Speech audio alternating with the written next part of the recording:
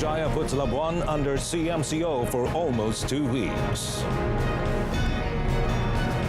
Capacity of COVID-19 labs expected to increase.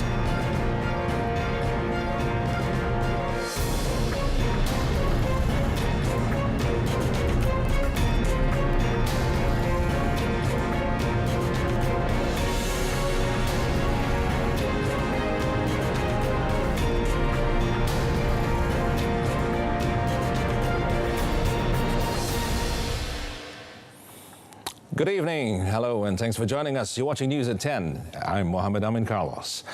Federal territory of Labuan will be put under Conditional Movement Control Order, or CMCO, which will take effect from 17th to 30th October. Senior Minister for Security, Dato Sri Ismail Sabri Yaakob, said the decision was made during National Security Council NSC special session chaired by Prime Minister on the advice of the Ministry of Health. Elaborating further on that matter, Dato Sri Ismail said the decision was reached after concerning the rising number of COVID-19 cases in the island. In an online media conference via the Defence Ministry's Facebook, Dato Sri Ismail Sabri said all economic activities are still allowed. However, the movement of in and out from the territory is not permissible, with the exception of emergency cases and for workers with employee passes. Bagi pekerja, mereka bila bergerak di dalam satu daerah, maka tentu sajalah mereka tidak memerlukan pas ataupun surat daripada majikan kerana bekerja di dalam pulau itu saja. Pergerakan udara lapangan terbang Labuan adalah dibuka seperti biasa. Bagaimanapun jika ingin merentas negeri atas urusan perlu mendapatkan kebenaran daripada pihak PDRM. Meanwhile, those who intend to enter locations placed under CMCO do not need to go to the police station to get the permission form. They instead can download the form through PDRM's Facebook page and go to the nearby police station for verification. Setelah selesai mengisi borang, hanya perlu ke balai polis yang berdekatan untuk mendapatkan tanda tangan ketua balai. Itu saja. Dan selepas ditandatangani, borang itu dicop, maka ianya boleh digunakan di setiap sekatan jalan raya. Well, Malaysia recorded 589 new COVID-19 infections today, a slight improvement from the previous days. But Health Director General Tan Sri Dr. Nur Hisham Abdullah said 409 were discharged in the past 24 hours, which was the highest number of recoveries in a single day since the beginning of the outbreak in the country. Sabah continued to be the state with the most cases with 340 infections, followed by Selangor with 150 and Perak with 52. 3 fatalities were reported, with the country's COVID-19 death toll now up to 170 cases. All 3 deaths aged between 74 and 100 are in Sabah, 1 each in Tawau, Kota Kinabalu and Sandakan. Kes kematian 168 iaitu kes 12,170 seorang perempuan warga negara berusia 54 tahun yang mempunyai latar belakang penyakit darah tinggi, kencing manis, penyakit jantung dan juga penyakit kelenjar tiroid. Beliau telah meninggal dunia di Hospital Queen Elizabeth. Kes 169 iaitu kes 15,303 ialah seorang lelaki bukan warga negara berusia 68 tahun mempunyai latar belakang penyakit kencing manis. Beliau meninggal di Hospital Tawau. The third victim, meanwhile, was a 100-year-old foreign woman who died at the Duchess of Kent Hospital in Sandakan. There are 3 import cases, 2 from Indonesia and 1 from Ukraine, while the rest are all local transmissions. Meanwhile, 4 new clusters were detected, 1 each in Sabah, Negeri Sembilan, Putrajaya, Perak and Labuan, bringing a total of 75 active clusters in the country. A total of 5,945 cases are still being treated at healthcare facilities around the country, and 103 cases are being treated at intensive care units, with 31 requiring breathing assistance. Well, the capacity of COVID-19 laboratories in the country is expected to increase further for more sample testing, especially from the red and yellow zone areas, as well as screening and contact tracing. Health Minister Dato' Sri Dr. Adham Baba said as of yesterday, 42% of the capacity of COVID-19 laboratories in the country had been used. Well, in a statement today, the Health Minister said the Kota Kinabalu Public Health Laboratory, the laboratories at Queen Elizabeth Hospital and University Malaysia Sabah are already optional. Well, he said all of these laboratories had a capacity to conduct 2,500 tests a day, adding the remaining samples from all over Sabah were sent by the Royal Malaysia Air Force or RMAF Mercy Flight to the peninsula. Besides that, he said the laboratory at Tawau Kubota Health Clinic is being equipped to conduct the reverse transcription polymerase chain reaction or RT-PCR test and is expected to be able to operate soon. Meanwhile, a total of 13 laboratories at public universities under the Ministry of Higher Education and private laboratories are also mobilizing their resources to the maximum on the use of the antigen rapid test kit or RTKAG. Dato' Sri Dr. Adham said it was to facilitate early detection of more COVID-19 positive cases in the field.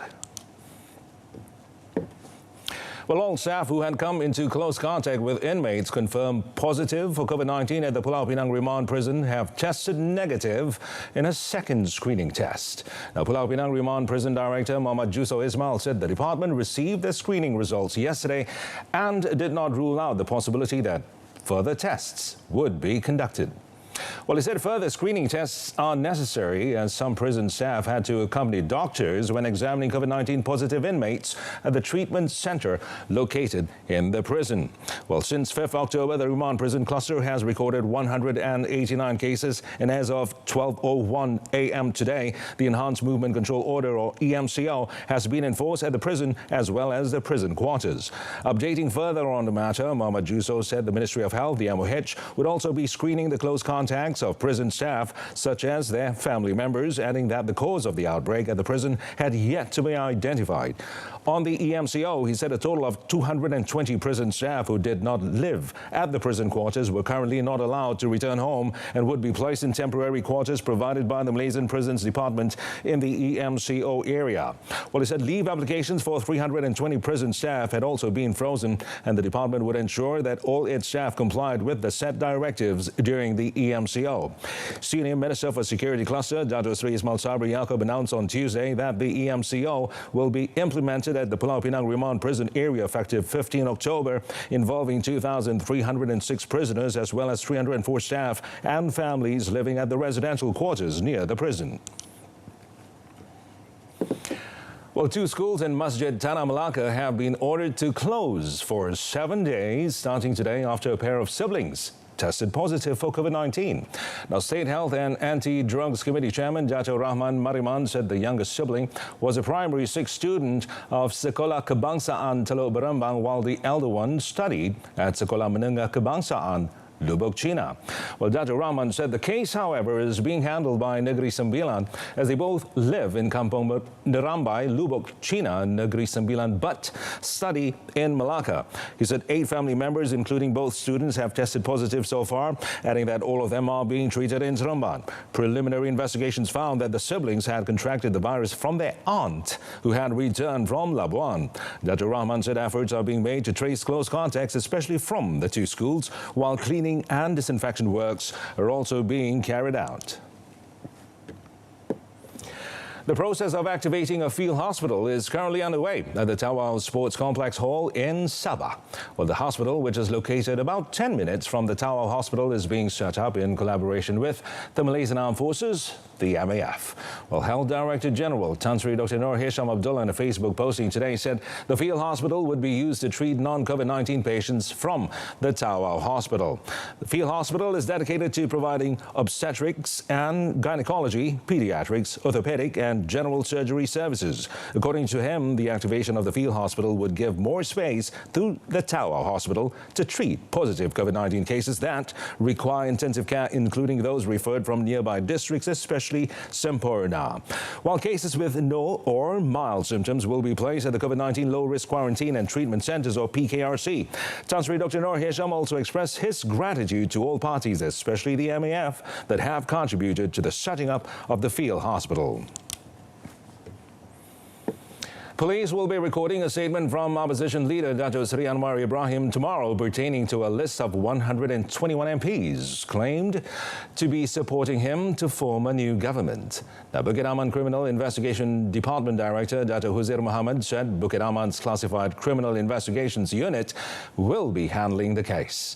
In a statement today, Dato Huzair said police were still carrying out investigations regarding the matter and Dato Sri Anwar had been asked to be present at Bukit Aman tomorrow. And he said that so far 113 police reports had been received concerning the case. He added that the case was being investigated under Section 505, subsection B of the Penal Code and Section 233 of the Communications and Multimedia Act 1998.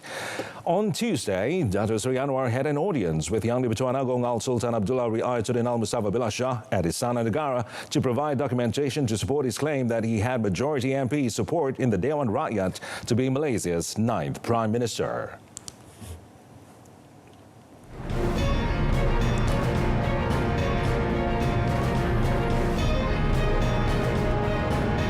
Coming up, application for Bumiputra Youth Entrepreneurship Program opens until 25th October.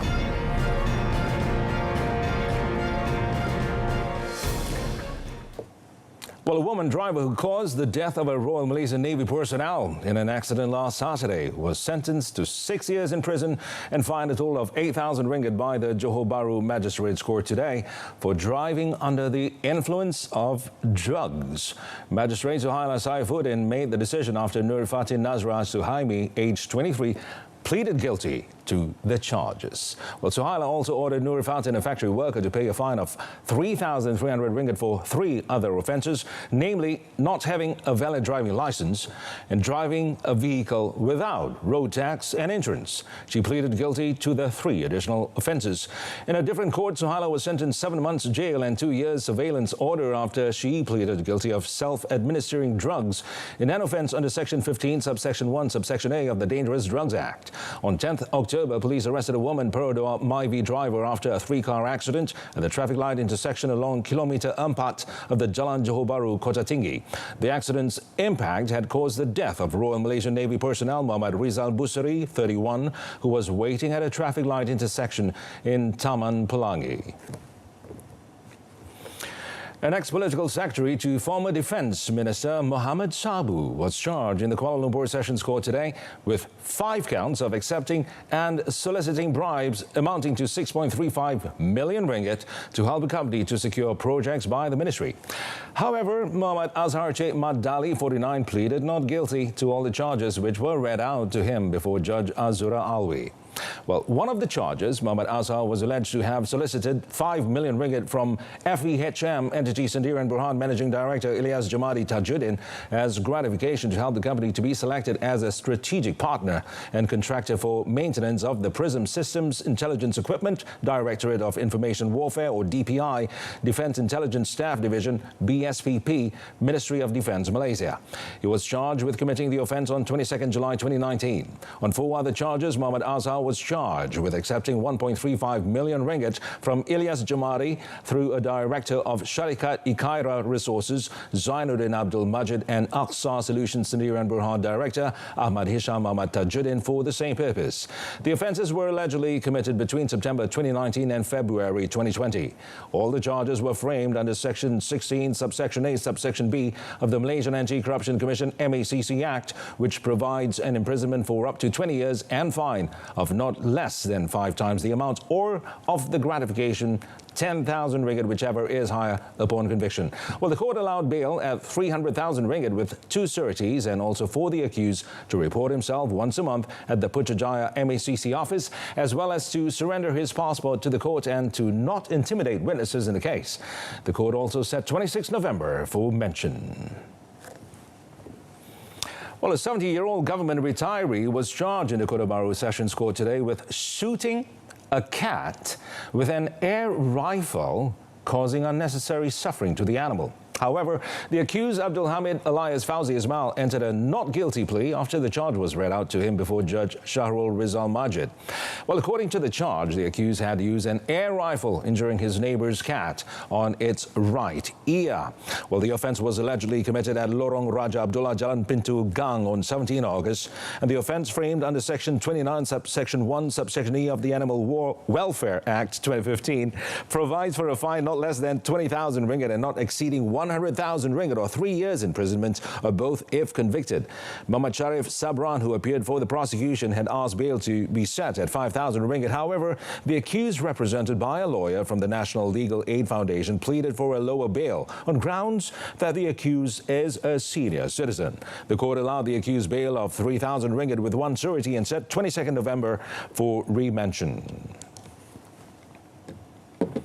The Tunas Usahawan Belia Bumiputra program, or TUBE, which is aimed at fostering an entrepreneurial culture among Bumiputra youths, will be continued under the National Economic Recovery Plan Penjana Initiative. Entrepreneur Development and Cooperatives Minister Dato Sri Wan Junaidi Tuanku Jaafar said with an additional allocation of 20 million ringgit under the Penjana, the TUBE was targeting 250 new participants to be trained.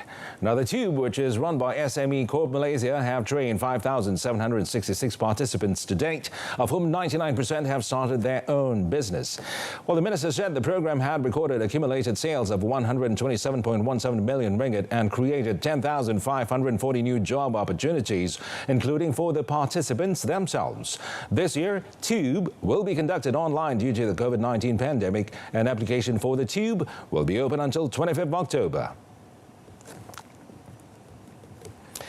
The Kedah Road Transport Department, or JPJ, has collected more than 2.2 million ringgit in bids for the KEY registration number series. Now, State JPJ Director Isamu Saimi Sharif said KEY 5 registration number commanded the highest sum of 88,000 ringgit. According to Isma Suhaimi, the bidding process was conducted for 5 days beginning 9th October through online vehicle registration number bidding system JPJ e-bid. He also said a total of 2,765 bidders were involved in the process. Sekarang ni kita dah buka lebih kurang 6 siri melalui JPJ e-bid online. Dan KEY yang pecah rekod lah. Dia lepas 2.2 million. Lain semua yang paling second adalah KEX 1.295 juta. Siri sebelum ni. Isma Suhaimi also said JPJ e-bid offers transparency starting from the registration process until payment is made. The system allows the bidders to find out about their bids directly. Members of the public who are interested to place their bids can access the JPJ e-bid system online or call their hotline.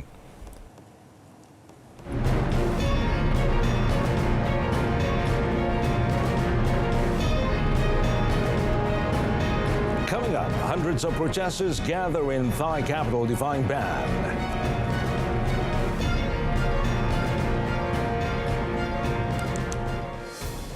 Well, hundreds of protesters gathered at the Thai capital Bangkok calling for police to free arrested activists, defying emergency measures imposed earlier to quell a pro-democracy movement. Well, Thailand imposed serious emergency measures, banning gatherings of more than 4 people in a bid to stop youth-led demonstrations that have been rocking the country since mid-July. Now, the protesters have called for Premier Prayut Chan-o-cha to step down, while some prominent activists have demanded reforms to the kingdom's unassailable monarchy. Well, many held up a 3-finger salute, which has been harnessed with a symbol of the burgeoning movement. The gathering comes a day after a tense anti-government rally saw thousands gather to call for reforms to the monarchy. After the emergency measures were announced, police moved to disperse protesters who stayed through the night outside Government House and arrested 22 activists. The emergency decree gives authorities power to arrest protesters without warrants and also to seize electronic communication equipment, data and weapons suspected to be linked to the move. Online messages that threaten national security are also banned. European leaders will meet to re-examine the post-Brexit talks today under pressure from Prime Minister Boris Johnson to give ground or see Britain walk away with no trade deal.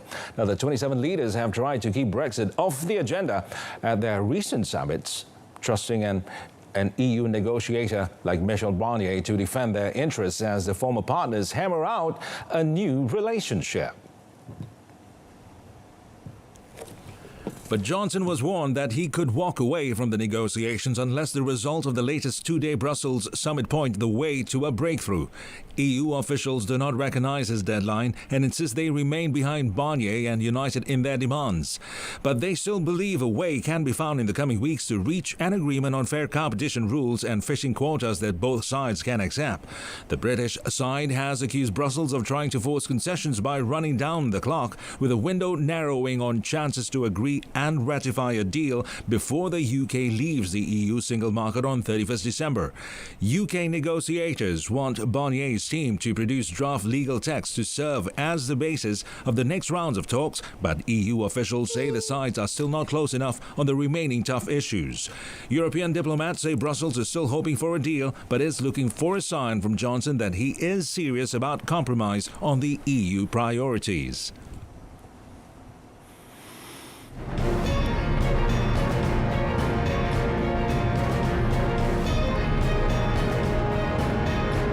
In sports, honours even after a thrilling draw between Italy and Netherlands. But first, in the local scene, all national hockey squad players are allowed to continue their training sessions as normal at the National Hockey Stadium, Bukit Jalil, during the Conditional Movement Control Order, known as the CMCO. However, Malaysian Hockey Confederation, or MHC, National Team Management Committee Chairman Dato' Ahmad Najmi Abdul Razak stressed that all players from the national men's squad and the men's and women's 2016 Special Project Squad must comply with the Standard Operating Procedure, the SOPs, set by the National Sports Council, the NSC and MHC. All the players involved must stay at the NSC hostel, and those athletes who did not put up at the hostel would be barred altogether from participating in training sessions together with their other teammates. Dato' Ahmad Najmi, through a statement, said NSC had represented MHC to get the green light from the National Security Council, the MKN, to continue the training session on the field and also gymnasium during the CMCO. Well, all must comply with every guideline and directive issued by the NSC. Well, he said the NSC have also decided that during the duration of the training, athletes and coaches are not allowed to interact or have any contact with any individual outside to ensure their safety is at the optimum level, and it also includes no media coverage during the period. Dato' Ahmad Najmi also reminded the players and the coaching lineup to always be aware and to take seriously the conditions of their bodies and to inform NSC or MHC if they experienced any signs indicating COVID-19. Malaysian touring car driver Mitchell Chia is vying to score a positive result in the fifth round of the 2020 ADAC TCR Germany Touring Car Championship at the Red Bull Ring circuit in Austria this weekend. Well, the 21-year-old, who will be replacement driver for Austrian Nicolas Gruber, said he is eager to do his best as he had previously clinched podium finish by coming in second behind reigning champion Harald Prositz of Austria in the first of two races at the same circuit last season. The moment I got the call from the team, and he told me that he had very good news for me, and he told me that it was going to be a drive this coming week, there was a smile on my face immediately. Also, big thanks to KBS, SIC, MKN, KDN, and KKM for supporting me and pushing, even though it was very last minute, for me to be able to fly out from Malaysia. Chia told this to reporters before leaving for Austria at the KL International Airport, KLIA. Gruber could not feature in the race as he will replace Dutchman Nicky Katzberg for the FIA World Tour Car Racing at the Hungaroring racetrack in Hungary this weekend. Gruber is currently in 7th spot in the Drivers' Championship standings with 39 points after 4 rounds of races. In the world of football, Italy extended their unbeaten run to 19 games with a 1-1 draw at home to the Netherlands early this morning, although they were knocked off the top of their Nations League group in the process. Lorenzo Pellegrini put Italy ahead in the 16th minute of an entertaining game, but Donny van de Beek leveled 9 minutes later as the Dutch ended a run of 3 games without scoring. The match was stayed in Bergamo, where Italy last played in 2006, as a tribute to the northern city, which was at the epicenter this year of the coronavirus outbreak in Italy. The hosts, who have won 14 games and drawn 5 since their defeat in Portugal in September 2018, went ahead with their first real attack. Nicolo Barella's diagonal crossfield pass found Pellegrini, who collected the ball in his stride and clipped his shot past Jasper Cillessen. But just as Italy seemed to be getting on top, the Dutch equalized. Frankie de Jong broke down the left and crossed. Memphis Depay's shot was blocked, and Donny van de Beek reacted quickly to fire the rebound into the top of the net. The game could have gone either way in an end-to-end second half, but neither side could put the finishing touch to their approach work. Italy, with 6 points from 4 games, were overtaken at the top of the League A Group 1 by Poland, who beat Bosnia 3-0 and have 7. The Dutch are third with 5. And it's a free header. Well, now, plans from Liverpool and Manchester United to radically reform England's top flight of football have been unanimously rejected by all 20 Premier League clubs. The project Big Picture plans, which would have resulted in the biggest shake-up of English football in a generation, aim to reduce the number of teams in the Premier League from 20 to 18, with the majority of power put in the hands of the biggest clubs. Premier League clubs have now said they will work together on a strategic plan to find a new way forward for English football after the project was rejected. The English Football League, which is made up of 3 divisions below the Premier League, confirmed the majority of its clubs supported the idea of Project Big Picture. The plans promise lower league clubs, which have been starved of income by the coronavirus pandemic, an immediate £250 million rescue package and a 25% cut of future Premier League media revenues. The Premier League has said it will still make a rescue package available to League 1 and League 2 clubs to ensure they do not go out of business as a result of the outbreak. The top flight said in its statement that this offer will consist of grants and interest-free loans totaling a further £50 million on top of the £27.2 million solidarity payments already advanced to League 1 and League 2 this year, making it a total of £77.2 million. It added that discussions will also continue with the EFL regarding Championship clubs' financial needs. Well, last but not least, Frenchman Arnaud Démar's prolific Giro d'Italia continued as he claimed his 4th stage victory in this year's race after a bunch sprint at the end of stage 11 in Rimini on Wednesday. Triple world champion Peter Sagan of Bora Hansgrohe was in the mix again after his win on Tuesday, but the 29-year-old Groupama FDJ rider edged out the Slovakian, who had to be content with 2nd place. Alvaro Hodeg of Dussenic Quickstep was 3rd. All the GC contenders finished safely, with Joao Almeida from Dussenic Quickstep retaining his 34-second lead over Wilco Kelderman of Sunweb, and Pelo Bilbao Bahrain McLaren still 3rd at 43 seconds. It had looked for a while as though Belgium's Sander Armé might hang on for a victory after he and Mattea Baez, part of an initial 6-man breakaway, attacked with just over 30 kilometers remaining and built a 2-minute lead as the main group was slow to organize itself to chase them down. With 10 kilometers remaining, Armé of Lotto Soudal still had a minute on the peloton, but he was quickly swallowed up on the flat and fast run in to the Italian seaside town. After Armé was caught with 6 kilometers remaining, the UAE Team Emirates rider took up the pace in the twisty final kilometers, and Fernando Gaviria was the first to attack, but Démar powered through to claim victory. Démar still leads Sagan in the points classification. Thursday's 204-kilometer stage starts and finishes in Cassinatico and features a succession of tough climbs. And that concludes this evening's News at 10. In our top story, Putrajaya puts Labuan under CMCO for almost 2 weeks. Well, do join us again at 12:30 tomorrow afternoon.